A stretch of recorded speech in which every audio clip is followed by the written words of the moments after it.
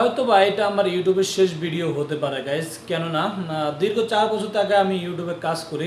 আমার একটা চ্যানেল আমি মনিটাইজ করি, প্রায় 10,000 সাবস্ক্রাইবারও বেশি আমি সাবস্ক্রাইবার করি। কিন্তু নভেম্বর মাসে আমার ইউটিউব চ্যানেলটা সাসপেন্ড হয়ে যায়। সাসপেন্ড হওয়ার পর আমি নতুন করে আবারও একটা ইউটিউব চ্যানেলে কাজ করা শুরু করি।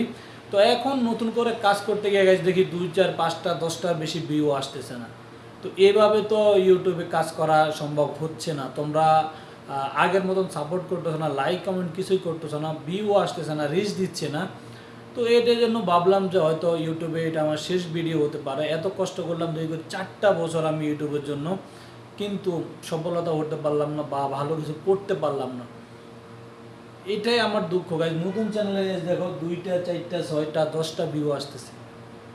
এত কষ্টের পরও যদি এই অবস্থা হয়, এটা কি মানা যায়? তোমরাই বলো।